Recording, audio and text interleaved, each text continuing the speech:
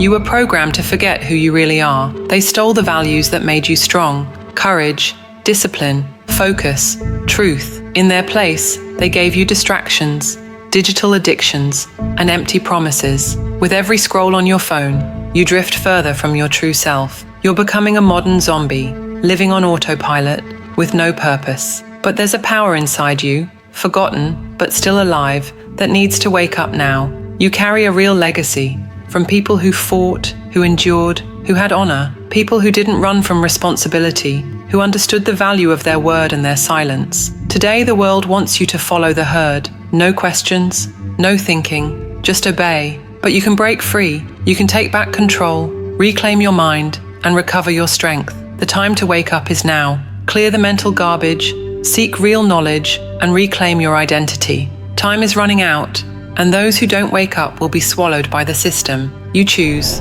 wake up or disappear.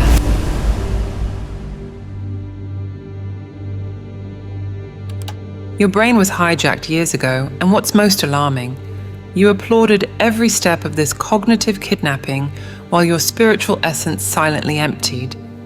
The statistic is disturbing. The contemporary human spends an average of 7.5 hours daily connected to digital devices, with 98% of that time precisely orchestrated by algorithmic engineering that not only predicts, but shapes behaviors. This isn't a technological coincidence, but a sophisticated battlefield where the human mind has become conquerable territory, and with it, the transcendent potential dormant in each consciousness. Each smartphone vibration represents a silent advance of invisible troops toward the command center of consciousness. Contemporary warfare has abandoned physical trenches to occupy neural synapses, where dopamine ammunition fires with each notification, each screen scroll, each personalized content that appears before eyes already domesticated by the bluish glow of screens. Eyes that once would contemplate infinity, now reduced to scanners of superficiality. In 2003, former intelligence officer Robert Steele conceived what we now call fifth-generation warfare, a fundamentally distinct war paradigm from previous versions. In this model, conflict transcends physical manifestations and penetrates the social fabric through non-kinetic operations. Synchronized social engineering campaigns, calculated dissemination of disinformation, subtle cyber attacks, and above all, colonization of the collective psyche through mass media and pop culture. The supreme target, preventing billions of consciousnesses from awakening to their true spiritual potential. The only way to win a war is to understand the true battlefield, Sun Tzu warned millennia ago. In contemporary times, this territory isn't defined by geographical borders or natural resources, but by the available attention time in billions of constantly connected minds. The most valuable resource of the 21st century isn't oil, data, or artificial intelligence. It's the increasingly scarce capacity for sustained human attention, the unique portal for expanding consciousness. The mechanism is meticulously architected. Emotional narratives replace bullets, cognitive biases are exploited with the precision of chemical weapons, and frequently hidden agendas transform the individual into an involuntary vector of others' propaganda. We don't just consume information, we're consumed by it, transformed into hosts that multiply, share, and emotionally react to content strategically designed to obtain precisely this response, while our inner divine spark suffocates under calculated avalanches of stimuli. Intellectual autonomy, a fundamental pillar of critical thinking and gateway to true spiritual freedom, deteriorates under constant bombardment.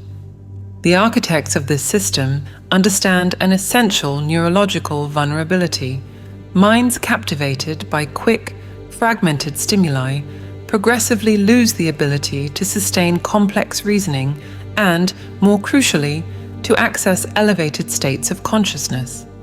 Rigorously calibrated algorithms keep the observer in cycles of perpetual distraction and dependence on instant gratification, making both deep reflections about what is presented and transcendent connections with subtle realities impossible. The modern citizen lives under the illusion of informational freedom when, paradoxically, they navigate digital oceans, carefully designed to simulate choice while directing behaviors and, fundamentally, blocking spiritual awakening. As Aldous Huxley proclaimed, the perfect dictatorship would have the appearance of democracy, a prison without walls in which the prisoners would not dream of escaping. A system of slavery where, through consumption and entertainment, the slaves would love their servitude. How many of your opinions, preferences, and fundamental values were genuinely chosen? How many were subtly implanted through this invisible war for your attention? And more deeply, how far do you remain from the true spiritual potential dormant within you, while external forces occupy every available inch of consciousness? The first step to recovering occupied mental territories is recognizing they're under foreign occupation. This isn't abstract conspiracy theory, it's the materialization of documented strategies, evolved for the digital age, operating 24 hours a day through voluntarily carried devices that monitor habits, location, conversations, and, crucially, emotional responses to calibrated stimuli. Fifth generation. Warfare doesn't just seek to control bodies or minds, but to prevent the collective spiritual awakening that would naturally emerge with free and sustained attention. Unlike previous conflicts, the line between combatants and civilians has completely disappeared. Every smartphone carrier has simultaneously become battlefield, soldier, and frequently collateral victim of psychological operations on an industrial scale, operations that, under deeper analysis, reveal themselves as systematic barriers to the ascension of consciousness. Understanding this scenario isn't an exercise in paranoia, but the first act of resistance and awakening. Mental and spiritual sovereignty begins with recognizing the forces actively working to dissolve it. The evolution of human conflicts reveals a disturbing truth. While the form of warfare changes, its essence, the domination of wills and suppression of spirit, remains constant. Power systems have always understood that controlling human consciousness is more effective than controlling bodies. What we witness today isn't a historical aberration, but the predictable result of a calculated progression spanning centuries. Napoleonic tactics of the early 19th century marked what strategists call first-generation warfare. In that primordial theater of operations, armies confronted each other in open fields, compact linear formations wielding muskets, with the crystalline objective of conquering physical territory. Death was visible, tangible, announced by the beating of drums. The enemy had a uniform, flag, and demarcated border. Even then, priests and ideologues worked behind the scenes to ensure soldiers marched devotedly to death, convinced of divine or patriotic purpose. The Industrial Revolution gave rise to second-generation warfare, where massive firepower supplanted maneuver. Maxim machine guns transformed World War I trenches into mechanized slaughterhouses, revealing the fusion between industrial technology and mass extermination. Modern propaganda was born simultaneously, entire government departments dedicated to manipulating the emotions and beliefs of the masses, ensuring human sacrifices would continue voluntarily. The third generation introduced infiltration and flanking maneuvers, with German blitzkrieg exemplifying the valuation of speed over mass. The field expanded, front lines became nebulous. No longer did armies exclusively face armies, entire populations became targets. Simultaneously, radio and cinema established the first networks of real-time influence over collective consciousnesses, allowing emotional synchronization of entire nations. The mutation continued with fourth-generation warfare, characterized by asymmetric confrontations where irregular forces challenge conventional military powers. Vietnam, Afghanistan, and Iraq demonstrated how dispersed guerrillas could exhaust technologically superior empires. War became decentralized, with autonomous cells united not by central command, but by shared ideological narratives.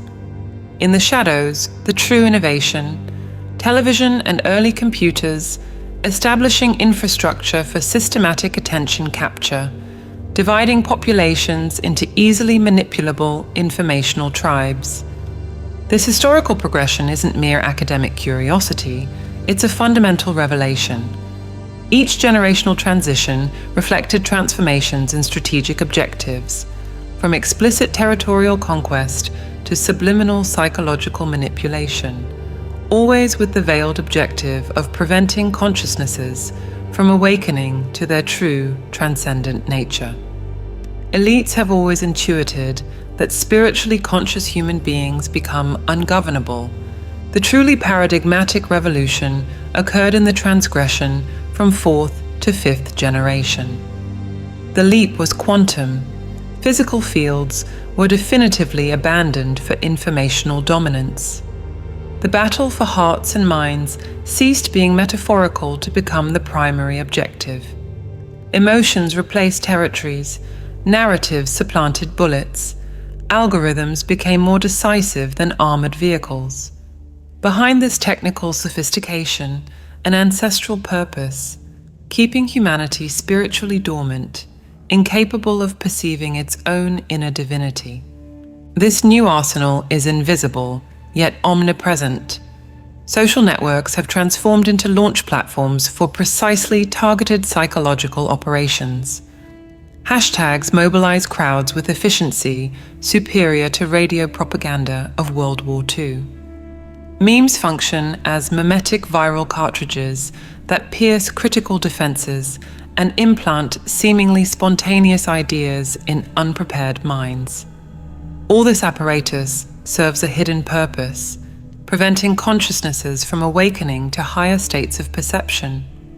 Contemporary digital architecture, from app interfaces to recommendation systems, constitutes sophisticated weaponry in this neuronal battlefield. Each element has been meticulously engineered not to serve users, but to exploit them, not to inform, but to shape perceptions, not to genuinely connect, but to extract attention time while cultivating behavioral dependencies. At the ultimate level, to ensure that human transcendent potential remains dormant under avalanches of banalities. The supreme art of war is to subdue the enemy without fighting, postulated Sun Tzu.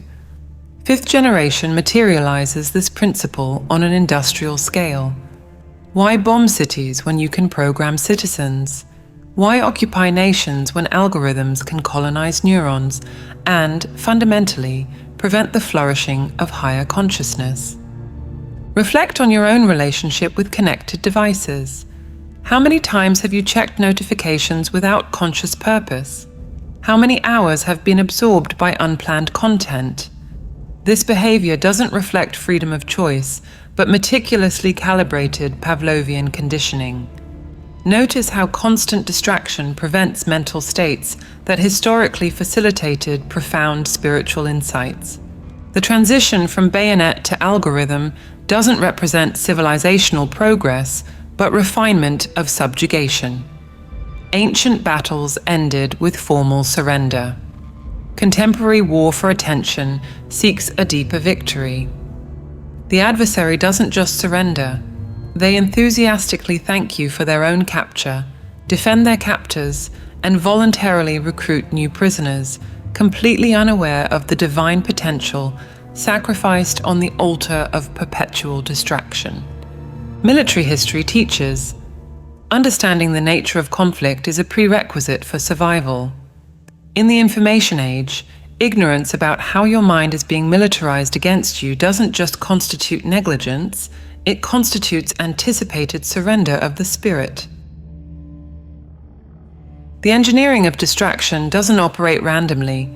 It constitutes a meticulously designed system based on decades of neurological and behavioral research applied daily against billions of unprotected consciousnesses. Informational elites deeply understand that constantly distracted minds will never access their latent spiritual potential. To resist this infiltration, it's imperative to dissect its anatomy with surgical precision. The human mind, product of millions of years of evolution, developed to survive in hostile savannas, not in artificial digital ecosystems. This evolutionary dissonance creates vulnerabilities systematically exploited by the architects of fifth-generation warfare. Negativity bias, the brain's tendency to prioritize threatening information, manifested as an adaptive advantage when predators lurked in vegetation. Today, it transforms into a manipulation portal, exploited by algorithms that privilege outrageous and polarizing content, keeping the nervous system in a perpetual state of alert that makes access to elevated states of consciousness impossible. Manipulation systems apply operant conditioning principles with laboratory precision. The variable reward model, a technique identified by psychologist B.F. Skinner as most effective for creating compulsive behaviors, appears meticulously implemented in infinite scroll feeds. You never know when the next dopaminergic content will emerge, exactly like the uncertainty about which bet will reward the compulsive gambler. Silicon Valley engineers obsessively study casino mechanisms to maximize engagement, a euphemism for neurological dependence that blocks access to expanded consciousness. The neurological hijacking operates in 3 precise phases. Initially, external stimuli interrupt focused brain activities, fragmenting linear thought and natural meditative states. Next, dependence consolidates through intermittent micro-rewards, creating dopaminergic loops that trigger reinforcement systems identical to those observed in chemical dependencies. Finally, neurological tolerance establishes, requiring progressively intense stimuli to achieve equivalent satisfaction. Stanford University research documents how this cycle systematically reduces capabilities for deep concentration, critical analysis, and sustained contemplation, precisely the faculties necessary both to resist manipulation and to access transcendent states of consciousness. Concrete cases evidence the refinement of these techniques. During the 2016 American elections, Cambridge Analytica's analysis identified psychological profiles of persuadable voters through 5,000 data points per citizen. These individuals received personalized content, calibrated to their specific fears and insecurities, aiming to provoke predetermined emotional responses. Facebook's 2014 social experiment, where 689,000 users had feeds manipulated to induce specific emotional states without consent, demonstrated the capacity to shape mass sentiments. What few perceive, these same techniques are daily applied to keep collective consciousnesses in states of low vibrational frequency, incapable of ascending to higher spiritual perceptions. The contemporary economy reconfigures around the capture and monetization of human attention. As economist Herbert Simon observed, in a world rich in information, the wealth of information means a scarcity of something else, the scarcity of whatever it is that information consumes. What information consumes is obvious. It consumes the attention of its recipients. Human attentional time has transformed into a commodity extracted, refined, and commercialized in algorithmic advertising markets where you aren't the customer, you're the product. The darkest aspect of this dynamic remains hidden. Consciousnesses saturated with fragmented information become incapable of accessing transpersonal states that would naturally emerge in contemplative minds.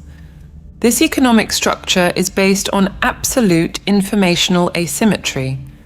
Corporations employ thousands of engineers, psychologists, and data scientists to develop attentional capture systems, while the individual remains uninformed about neurological mechanisms exploited against them. Would this be the only tolerated economic transaction where one party holds in-depth scientific knowledge about how to manipulate the other, deliberately kept in ignorance? More disturbing still, these same structures understand that spiritually awakened human beings would represent a fundamental threat to the consumerist system that sustains informational oligarchies. When a product is free, you aren't the customer, you're the product being sold. This maxim hides a more disturbing truth. You aren't merely a product, but disputed territory, raw material continuously extracted through sophisticated behavioral mining techniques that simultaneously prevent your spiritual awakening.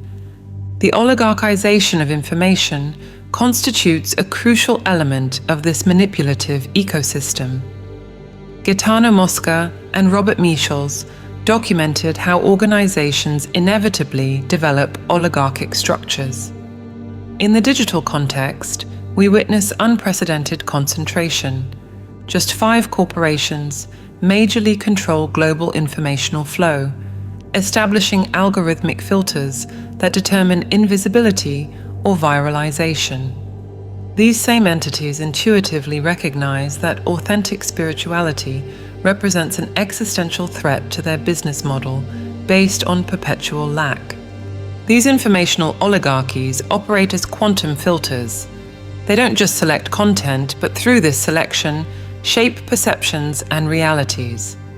The universe we believe we objectively observe has been pre-filtered by systems designed primarily to maximize profits, not truth, social cohesion, or spiritual elevation. Digital platforms, media agencies, and sponsored influencers constitute contemporary informational elites, operating algorithms that direct collective attention to convenient narratives, systematically sacrificing intellectual and spiritual autonomy for corporate interest, frequently aligned with objectives of maintaining the materialistic status quo. This carefully erected architecture prospers while remaining invisible. The fish, as David Foster Wallace observes, is the last to discover water. Digital ecosystem inhabitants rarely perceive the extent to which each interaction, each click, each second of attention is monitored, analyzed, and exploited within a system designed not to serve genuine needs, but to extract value from consciousnesses while keeping them spiritually dormant. The fundamental question persists: how much of your worldview was genuinely formed through autonomous investigation, and how much was implanted by perception architects who directly profit from your prefabricated beliefs, fears, and outrage? More crucially, how much of your spiritual potential remains dormant while attention fragments among superficial stimuli meticulously designed to keep consciousnesses in low-frequency states? In a battlefield where ammunition is information and the target is brain synapses, resistance requires more than indignation. It demands deliberate strategy to protect and elevate consciousness. The 7 fortresses presented don't constitute mere suggestions, but defensive architecture against systematic assault on cognitive and spiritual sovereignty. Each principle represents a specific neurological bastion, developed to neutralize advanced manipulation techniques and simultaneously open pathways to superior levels of consciousness. The first fortress consists of rigorously filtering each informational fragment seeking access to consciousness. This isn't an optional exercise, but a categorical imperative in the era of industrialized disinformation. Obsessively question the veracity and underlying interests of each presented narrative. Develop an automatic reflex. Faced with impactful headlines or surprising statistics, immediately ask, Who benefits financially, politically, or ideologically if I believe this? And more deeply, how does this information distance or bring me closer to my spiritual essence? Applied consistently, this approach reveals disturbing patterns. Seemingly dispersed narratives converge on common beneficiaries. Periodic moral panics serve identifiable interests. Selective outrage conveniently directs public attention away from structural issues and, fundamentally, from collective spiritual awakening. As Roman jurist Cassio Longino asserted, cui bono, who benefits? This interrogation, methodically applied, unveils manipulations that remain invisible to the passive observer and opens mental space for higher perceptions. The second fortress, frequently neglected in hyperconnected societies, is deliberately silencing external informational flows. Neuroscientific research documents an alarming phenomenon. Brains constantly stimulated by digital inputs demonstrate progressive atrophy in regions associated with deep thinking, contemplation, and self-realization. The daily practice of total disconnection for at least 1 hour without podcasts, music, notifications, or external stimuli doesn't represent mere luxury but neurological necessity for regeneration of brain circuits associated with both independent thinking and transpersonal perception. During this restorative silence, mental faculties suppressed by digital cacophony resurface. Sharpened intuition, spontaneous creativity, consolidated memory, refined discernment, and crucially, access to elevated states of consciousness. Ironically, those who most resist this practice, claiming impossibility of wasting time, are precisely those most neurologically compromised by dependence on perpetual stimulation, whose inner divine spark suffocates under floods of insignificant data. The third fortress involves rigorously protecting the social circle from corrosive influences. Unlike what contemporary sentimentalism suggests, not all voices deserve access to the intimate sphere. Neuroplasticity, the brain's capacity to remodel itself according to experiences, functions simultaneously as vulnerability and strength. Social psychology studies demonstrate emotional and cognitive contagion among closely associated individuals, frequently below the threshold of consciousness. Evaluate implacably. Do your social connections stimulate independent thinking or reinforce conformity? Do they encourage critical investigation or promote dogmatic repetition? Do they cultivate intellectual courage or feed irrational fears? Do they inspire spiritual elevation or keep consciousness in lower states? No ideology, party affiliation, or family bond justifies remaining voluntarily exposed to influences that systematically degrade cognitive autonomy and spiritual potential. Selectivity doesn't reflect elitism, but neurological and spiritual self-preservation. The fourth fortress, diametrically opposed to contemporary technological dependence, constitutes systematic investment in analog skills. The capacity to cultivate food, execute effective self-defense, perform basic repairs, or navigate geographically without digital assistance doesn't just represent preparation for dystopian scenarios, but development of fundamental neurological independence and reconnection with ancestral wisdom. Analog activities, unlike algorithmically optimized digital interactions for addiction, require sustained concentration, direct tactile feedback, and autonomous problem-solving. Studies document how these activities strengthen precisely the neural circuits compromised by excessive consumption of fragmented media. An individual incapable of sustaining attention sufficient to cultivate plants, learn personal defense, or repair objects becomes neurobiologically vulnerable to digital manipulation and simultaneously incapable of accessing elevated states of consciousness that require sustained concentration. The fifth intellectual fortress is based on systematic study of classic works and narratives of overcoming.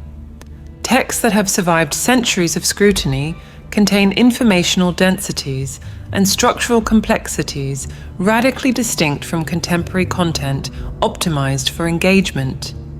Classical literature, ancient philosophy, and historical narratives of resilience train crucial cognitive capacities. Processing moral ambiguity, recognizing causal complexity, sustaining prolonged attention, and identifying emergent patterns in complex systems, precisely the faculties necessary for elevated spiritual perception. Unlike algorithmically selected content that reinforces pre-existing biases, classics frequently challenge assumptions, expand perspectives, and cultivate sophisticated empathy. Minds nourished by Dostoevsky, Seneca, or historical accounts of resilience develop neurological resistance against simplistic emotional manipulations and simultaneously reconnect with perennial wisdom that transcends passing intellectual fashions. The sixth fortress, fundamentally existential, demands conscious control of one's own narrative. Human identity essentially constitutes a narrative construct, the story we tell about who we are, where we come from, and where we're going. In the absence of self-defined narrative, externals will promptly fill this existential vacuum with prefabricated scripts, frequently designed to foster insecurity, dependence, or compensatory consumption, all states that block access to expanded consciousness. This principle transcends philosophical abstractions. It demands concrete action through written definition of fundamental values, existential purposes, and non-negotiable boundaries. When clearly articulated, these elements constitute an internal compass that guides decisions, regardless of external pressures or contextual manipulations.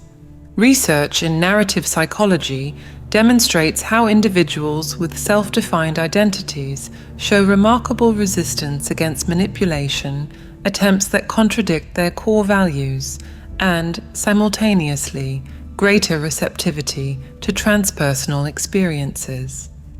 The seventh mental fortress resides in selective criteria of reference models. Human neurophysiology includes specialized mirror neurons in modeling observed behaviors, a mechanism that allowed accelerated cultural transmission during human evolution. This evolutionary adaptation transforms into vulnerability in the era of fictional characters and celebrities carefully manufactured to maximize identification and influence. Figures like Walter White, Cersei Lannister, or Joker exert fascination precisely by personifying behaviors that violate social norms while maintaining a superficial appearance of autonomy and power. Admiration for these figures rarely remains confined to aesthetic appreciation. It subliminally infiltrates behavioral patterns, value systems, and perceptions of normality.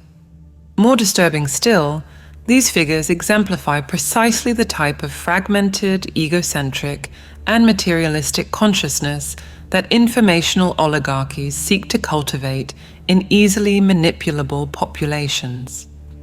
In contrast, edifying narratives like the mythology of Anduja, a youth who preserves moral integrity in a Soviet prison, offer models of authentic resilience without glamorizing self-destructive behaviors. The conscious choice of references exemplifies self-determination in its highest expression and opens pathways to transpersonal states of consciousness. These seven fortresses don't represent mere repositories of information, but integrated practices that, consistently implemented, rebuild neural circuits compromised by continuous informational assault. Cognitive and spiritual freedom doesn't constitute a passive state granted by external institutions, but an active conquest that requires perpetual vigilance and consistent discipline. Between manipulators and manipulated exists a third category: those who recognize manipulation attempts and deliberately reject them, creating inner space for manifestation of higher consciousness. This autonomy represents not just individual liberation, but a revolutionary act in an era where attention capture equals the conquest of the human spirit. The choice remains available: comfortably inhabit a meticulously designed cognitive prison, or face the temporary discomfort of recovering mental and spiritual sovereignty. The window of opportunity progressively narrows as manipulation technologies exponentially perfect themselves, while transpersonal potential patiently awaits its awakening. While digital systems advance upon neural territories to prevent collective spiritual awakening, ancestral forms of resistance paradoxically emerge as a revolutionary vanguard. Analog skills, considered obsolete by dominant technocracy, constitute not just practical tools, but fundamental neurological recalibration mechanisms for reconquering mental autonomy and spiritual transcendence. Urban garden cultivation exemplifies this apparent contradiction. Planting seeds, removing weeds, and harvesting vegetables represents more than practical sustainability. It's a complex neurological exercise that restores brain circuits damaged by digital fragmentation. University of Michigan researchers documented significant alterations in prefrontal regions associated with attentional regulation after just 8 weeks of regular gardening. The same brain regions show intense activation during deep meditative states, suggesting that hands manipulating soil reactivate neural connections that screens can't stimulate, simultaneously opening channels for transpersonal perception. The fundamental contrast clearly reveals itself. Digital algorithms are optimized to fragment attention, while analog activities require sustained concentration and complete sensory feedback.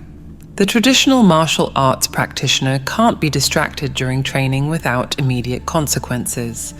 The carpenter can't divide attention while handling precise tools. The musician can't fragment consciousness during complex execution. This forced concentration recalibrates brain systems deliberately compromised by the contemporary attentional economy and opens portals to elevated states of consciousness. In parallel, deep reading of classic works represents a radically distinct neurological exercise from digital content consumption. Functional magnetic resonance studies reveal that immersion in dense literary narratives simultaneously activates circuits of linguistic processing, spatial visualization, motor simulation, and social inference, integrating neural systems frequently isolated in modern fragmented communication. When we dive into Dostoevsky's moral complexities, Marcus Aurelius's paradoxical meditations, or Sophocles' existential dilemmas, the brain mobilizes neural networks of sophisticated empathy, tolerance for ambiguity, and systemic thinking that remain dormant during superficial interactions with social media. This complex cognitive gymnastics constitutes a direct antidote against intellectual atrophy induced by algorithms optimized for simplification and polarization, while simultaneously cultivating fertile ground for transpersonal insights that transcend materialistic limitations. The restoration of solid personal identity emerges as a natural consequence of these practices. Minds nourished by classical thinking and challenged by concrete skills develop natural resistance against manipulative narratives while becoming receptive to more refined spiritual perceptions. As psychologist Jonathan Haidt observed, the human brain is adaptable. When voluntarily exposed to progressive challenges, it strengthens. When chronically subdivided among multiple superficial stimuli, it fragments. Fragmentation precisely prevents the integrated states of consciousness necessary for transpersonal perception. Documented cases of individuals who fully recovered attentional capacities and accessed elevated states of consciousness after immersion in analog practices multiply in scientific literature. Technology executives, ironically, lead digital detoxification movements, belatedly recognizing neurological damage caused by systems they helped create. Entire communities experience cognitive rebirth through deliberate reintroduction of pre-digital practices, not as Luddite rejection of modernity, but as necessary recalibration of compromised neurological systems and bridge to dormant spiritual potentials. Here lies an uncomfortable truth for attentional economy architects. The human brain, forged by millions of years of evolution in natural environments, responds more deeply to direct physical experiences than to digital simulations, no matter how sophisticated the latter may be. No virtual reality fully replaces the neurological impact of kneading clay, feeling the weight of a well-balanced tool, or observing the growth of manually cultivated plants. These activities not only restore neural circuits, but reactivate perceptive channels that connect individual consciousness to transcendent dimensions of existence. This reconnection with the tangible doesn't represent mere nostalgia, but a neurobiological strategy to restore brain systems deliberately debilitated by digital fragmentation and simultaneously awaken latent spiritual faculties. The most radical revolution available may simply be to slow down, reconnect with ancestral skills, and allow saturated neural circuits to naturally regenerate, opening space for manifestation of the higher consciousness always present beneath layers of artificial conditioning. The question persists without escape. How many will be willing to abandon the comfort of perpetual distraction for the discipline of attentional reconquest and spiritual awakening? The answer will determine which minds will remain truly free in the era of most sophisticated cognitive colonization in human history, and which souls will awaken to their full transcendent potential. Among all contemporary illusions, none surpasses the belief that we control our own narratives while consuming prefabricated scripts by others. Modern existence resembles a puppet theater where actors believe they're improvising while rigorously following invisible scripts, pulled by algorithmic strings they rarely perceive, increasingly distanced from their essential spiritual nature. Recovering cognitive sovereignty and transpersonal potential requires more than passive defense. It demands actively reassuming the role of author of one's own story. This principle transcends literary metaphor. Research in narrative psychology reveals how human identities fundamentally constitute themselves through coherent stories we tell ourselves. In the absence of self-defined narrative, the vacuum will inevitably be filled by external scripts, frequently designed to foster dependence, insecurity, or compensatory consumption, states that inhibit connection with transcendent dimensions of consciousness. Who controls the past controls the future. Who controls the present controls the past, observed Orwell in 1984. This dynamic operates not just in totalitarian regimes, but subtly in market democracies where dominant narratives are carefully shaped by informational oligarchies to keep consciousness in low-frequency states, incapable of perceiving subtle dimensions of reality. The first act of cognitive and spiritual insurrection consists of recognizing these influences and deliberately assuming editorial control over one's own story. This process begins with narrative archaeology, careful excavation of fundamental beliefs, values, and assumptions that structure perception of reality. How many of these elements were consciously chosen? How many were passively absorbed from the cultural environment, educational system, or authority figures? Mere identification of these external influences frequently destabilizes their subliminal power and opens space for conscious choices aligned with authentic spiritual potential. In parallel, critically examine which cultural archetypes secretly shaped your self-perception, aspirations, and behavior. The contemporary entertainment industry, far from representing mere innocuous amusement, constitutes a powerful cultural programming machine that propagates specific behavioral models under appearance of neutral narratives, models frequently incompatible with elevated spiritual perception. Characters like Walter White, whose trajectory normalizes progressive moral corruption in the name of illusory autonomy, Cersei Lannister, who personifies power obtained through narcissistic manipulation, or Joker, who transforms self-destructive nihilism into a pseudo-revolutionary act. These figures exert fascination precisely because they offer distorted simulacra of independence. Their influence rarely remains confined to aesthetic appreciation.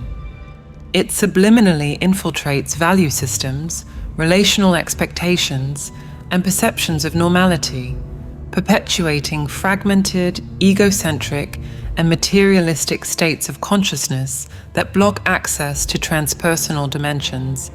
In deliberate contraposition, certain philosophical circles propose alternative archetypes, like the mythology of Anduka, a youth confronting the Soviet system through incorruptible integrity, even under extreme oppression.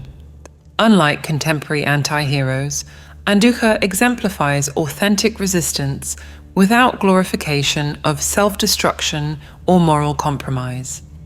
His narrative illustrates how a genuinely revolutionary character isn't one who succumbs to the system while appearing rebellious, but one who preserves internal integrity despite overwhelming external pressures, precisely the type of integrated consciousness necessary for elevated spiritual perception. The deliberate construction of personal narrative transcends philosophical abstractions through concrete practices.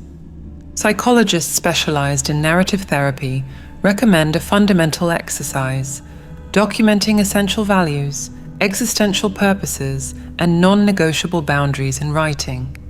This document, periodically revisited and refined, consolidates as personal constitution, internal reference that guides decisions regardless of contextual manipulations and opens channels for authentic manifestation of transpersonal potential. The process demands rigorous honesty. Which principles would you defend even under significant personal cost? Which objectives transcend immediate gratifications? Which behaviors remain unacceptable regardless of cultural normalization? These answers, explicitly articulated, constitute internal compass that preserves autonomy even in highly manipulative environments and simultaneously orients consciousness toward its superior potential. Longitudinal studies in positive psychology document how individuals with self-defined values demonstrate remarkable resistance against influence techniques that contradict their fundamental principles. This cognitive immunity doesn't emerge spontaneously. It results from conscious deliberation and explicit articulation of narrative identity aligned with transpersonal dimensions of existence. The battle against narrative oligarchies intensifies precisely when individuals reassume authority over their own stories and spiritual destiny. Media corporations, behavioral algorithms, and social engineers fundamentally depend on passive audiences that uncritically absorb prefabricated narratives that keep consciousnesses in inferior states. The revolutionary act par excellence in the information age consists in declaring, "I refuse to be a supporting character in the story written by others. I am author, not product, and my essence transcends artificially imposed material limitations." This positioning faces systematic resistance from structures dependent on cognitive passivity of the masses. As Neil Postman observed, "We don't fear a government that bans books. we fear a time when no one wants to read them. The prophecy materializes in the transition from active citizens to passive consumers, characterized not by explicit censorship, but by algorithmic seduction that makes independent thinking and spiritual elevation excessively laborious compared to instant entertainment. Reclaiming narrative authorship constitutes, therefore, not just personal liberation, but a fundamental political and spiritual act. In an era where attention represents a primary commodity, consciously directing attentional resources represents the simultaneous exercise of economic and transcendental power. Each moment of deliberate reflection, each decision based on self-defined values, and each rejection of manipulative narratives represents a cognitive micro-revolution against structures dependent on massive mental passivity and simultaneously opens portals to higher dimensions of consciousness. The central question persists without escape. Do you prefer outsourcing authorship of your story and spiritual destiny to algorithmic oligarchies, or will you accept the challenge and responsibility of consciously writing your own narrative while fully manifesting your transcendent potential? We've reached the most decisive cognitive and spiritual crossroads in human history. The manipulation techniques described converge on an inescapable reality. Either we collectively awaken to the fifth generation, war waged against our cognition and transpersonal potential, or we silently succumb to the first genuinely invisible dictatorship, one whose subjects passionately defend while progressively yielding neurological and spiritual autonomy to its architects. The 7 defensive principles, critically filtering information, practicing restorative silence, protecting social circles, cultivating analog skills, immersing in deep literature, consciously controlling one's own narrative, and selecting edifying reference models don't constitute mere wellness recommendations, but crucial neurological infrastructure for preserving mental sovereignty and collective spiritual awakening. Each practice, consistently implemented, rebuilds brain circuits deliberately compromised by perpetual informational assault and opens perceptive portals to transcendent dimensions of reality. Let's briefly envision what society composed of cognitively sovereign and spiritually awakened individuals would be like. Citizens capable of processing complex information without instant polarization. Communities that value sustained reflection above immediate emotional reactions. Public debates characterized by nuance and synthesis instead of algorithmically amplified tribalism. Economy that prioritizes substantial value over attentional manipulation. Leaderships chosen for authentic vision, not capacity to exploit collective anxieties. Collective consciousnesses tuned to transcendent potentials, long suppressed by deliberate attentional fragmentation. This alternative reality remains available, but requires deliberate neurological reconstruction, individually initiated and socially propagated. Honestly confront your current cognitive and spiritual state. How many of your opinions were genuinely formed through rigorous investigation versus passively absorbed from carefully architected informational ecosystems? Do your emotional reactions to controversial topics emerge from self-defined values, or were they implanted through algorithmic conditioning? Was your narrative identity consciously constructed or outsourced to behavioral engineers who monetize your fragmented attention? How much of your transpersonal potential remains dormant under layers of artificial conditioning? The urgency of this reassessment exponentially intensifies. While primitive algorithms depended on clicks and likes to model behaviors, contemporary artificial intelligence systems analyze eye micromovements, skin conductance variations, and typing patterns to map emotional states with increasing precision. The window for recovering cognitive autonomy and spiritual awakening won't remain indefinitely open, Manipulation systems advance more rapidly than collective consciousness about their methods, while transcendent dimensions patiently await reconnection. The price of continued passivity manifests not just individually, but civilizationally.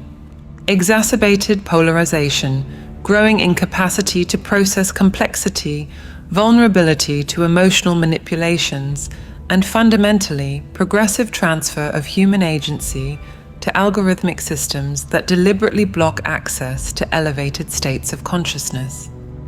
Societies composed mostly of neurologically compromised individuals inevitably degrade into democratic simulacra, where nominal freedom masks sophisticated manipulation and systematic suppression of collective spiritual potential. Those who truly understand this scenario face inescapable responsibility. Implement cognitive hygiene practices personally while disseminating collective consciousness about mechanisms of mass neurological manipulation and suppression of transpersonal potential.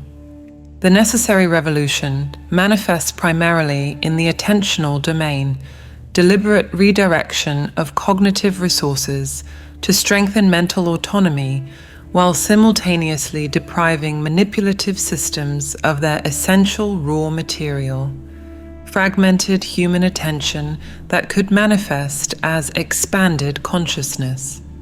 Never forget, in an era where attention represents the most disputed resource and fragmented consciousness serves interests of informational oligarchies, consciously directing your cognitive resources constitutes simultaneously revolutionary act and fundamental reaffirmation of human dignity and essentially transcendent nature. All true change begins with recognizing your role as co-creator of this reality, not mere passive observer, but active participant in collective awakening. The forces working to keep your consciousness fragmented fear, above all, the moment you rediscover your direct connection with the divine intelligence that permeates all existence. This sacred reconnection, systematically blocked by fifth-generation warfare, becomes accessible through consistent practice of deep meditation, the only technology capable of completely neutralizing the manipulation techniques exposed here. Recognizing this urgent need, we've developed a special set of sound tools calibrated to facilitate deep meditative states, even in minds conditioned by chronic digital fragmentation. These specific frequencies facilitate brain states associated with hemispheric integration and transpersonal perception, allowing even beginners to quickly access states of consciousness that would normally require years of disciplined practice. To learn more about these revolutionary tools and gain immediate access to the first module, click the link available on screen or in the comments of this video. If these revelations deeply resonated with your inner intuition and you feel the call to reclaim your cognitive sovereignty, share in the comments, "It made sense to me."